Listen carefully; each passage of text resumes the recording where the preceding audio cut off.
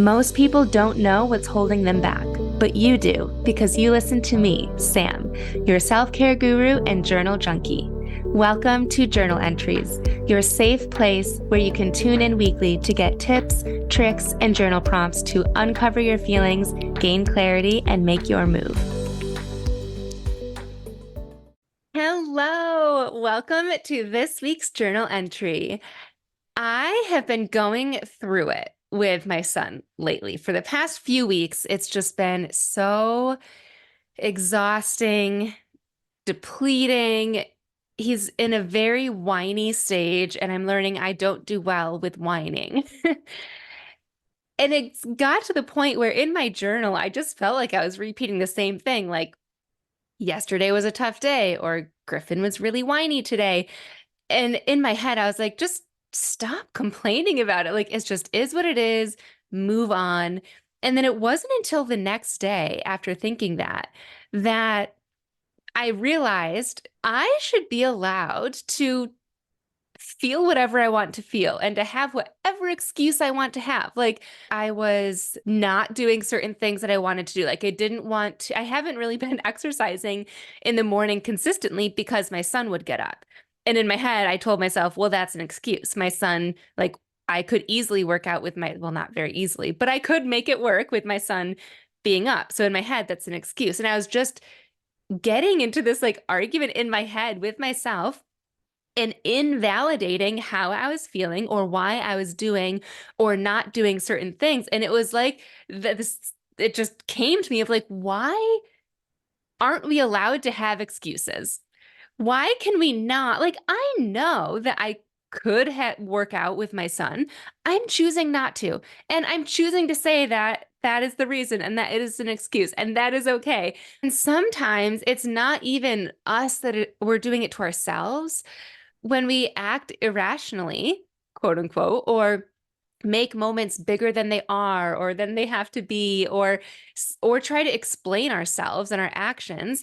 A comeback from other people that they tell us is that's an excuse.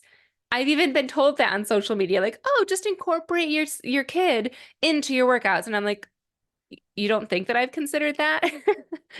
But it's just so common to jump to that conclusion. And it popped in my head, what if they weren't excuses?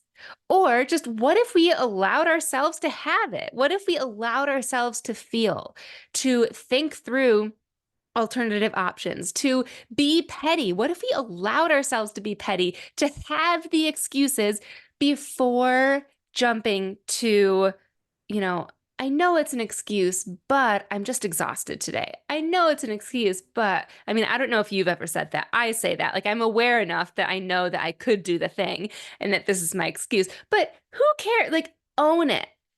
I guess this whole podcast is just to validate the woman who is going through a lot and feels like she has to justify it and rationalize it and act like she's doing all the things. And it's like, girlfriend, you can be all of the things. You can be exhausted and depleted and productive and hopeful and optimistic, and you can do it all without having to justify it. Really, I'm talking to myself here. But I know that there are other women out there that are doing the same thing, that are in the same cycle with themselves, and they don't know how to break out of it. And when we don't know how to break out of it, when we try to push our true thoughts and feelings and emotions down, we risk two things. One, not understanding how we actually feel. And ultimately, this defaults to like I'm good.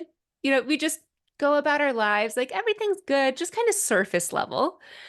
And the second thing that we risk is jumping to a conclusion that doesn't feel aligned or authentic to ourselves because we're not in tune with ourselves. We haven't allowed ourselves to move through these bigger emotions or to explore the thoughts, no matter how petty they might be. Just say them, just get them out there. And without doing that, we like almost turn a blind eye to that and just say, yes, let's do that instead. We choose the path that we're going to take without seeing all sides of how we feel. I found that there are two things that help me when I realize I'm in this cycle. And they help me with honoring how I'm feeling and like normalizing it and then moving through it. The first thing, and I'm just going to talk briefly about this one, which is human design. And then the second thing is I have 5 journal prompts for you. So if you know your human design, you can actually use this to help you in moments of emotional turmoil, if you will. So when you're questioning yourself, or doubting or just going through an emotional time, knowing different parts of your human design. So let's say your type can give you some perspective. For example, I am a projector. That means that I am like the bird's eye view and I often offer guidance. I'm not the like manifesting generator where I'm seeing all the things and doing all the things and building all of the things. I can see everyone doing all that and then offer advice and like help lay the puzzle pieces and like offer ways to do it better or quicker or more efficiently or whatever. That's what a projector is. And oftentimes I get in my head about how much I love rest and alone time. And I judge myself and think that I should be going out. I should be doing all these things when in reality, what I want to do is have my alone time. Even back to the working out example, I feel like I should be working out when in reality, I just want like a brief moment of rest. And one thing that comes with being a projector, as well as the profile that I have, is rest and recharge. And like we have this battery and we inside of us, we like get to use it and we do get passionate about certain things, but we need that downtime to recharge. So knowing that that is part of my design, part of how I was am designed, almost feels like permission that I don't have to do all of the things. It makes me feel like my thoughts are valid and like it's okay to skip the workout. It's okay to not go to that networking event that I've been wanting to go to forever and still haven't even booked. It's okay to push that off until next week. So, knowing different parts of your design and using it to understand yourself in these actual day to day thoughts and feelings, your human design is so interesting, but I think that the number one mistake that a lot of people make is they learn it and they're like, cool. And then they move on. Where in reality, you can use your human design to give you direction in life and to help you rationalize why you do the things you do, why you think the way that you do, why you behave and like play and all the things and make it feel good. Do it in a way that makes you feel aligned and authentic to yourself and true to yourself. So that's the first thing. Next is journaling. So just journaling, you can journal through your human design, but also journaling through the specific moments that you're going through. I think a lot of people can feel something inside of them. They feel this resistance or tension, yet they don't know what to do with it. They don't have an outlet for it. So if you want to journal through it and get it out, here are 5 prompts that you can journal through. And that's my journal prompt flow. It's not 5 individual prompts. We start with one, and then there's smaller prompts that guide you through your entry. All of them will be in the show notes. The first one is just what's happening. Just jot down emotional brain dump. What's going on? What's the situation? Bring awareness to it. Second, how does it feel? Third, if you allowed yourself to be petty, to have excuses, or just say what you want to say, no matter how valid or crazy or whatever it might seem, what would it be? What are those thoughts? Get them out there. Then, now that the air is clear, you said what you wanted to say, no matter what your thoughts are about them, with no judgments on your thoughts or yourself. Take a deep breath and think through what it is that you actually want to have happen out of this particular situation. And lastly, what will help you get there? This journal prompt flow is what gets me from being in the moment, feeling exhausted and depleted, or in an argument or whatever, to feeling the feels. Oh, I used to hear people say, like, allow the emotions to move through you. Like, once they move through you, then they're out of you. And I was like, what? How? Like, no, either put up a wall and don't let them come in, or like, if you let them in, where are they going? I had no idea. Like, they're just inside of me now, and now can't get them out. But this is how I get them out. I find that you get them through you, the more honest and truthful and vulnerable you are with yourself.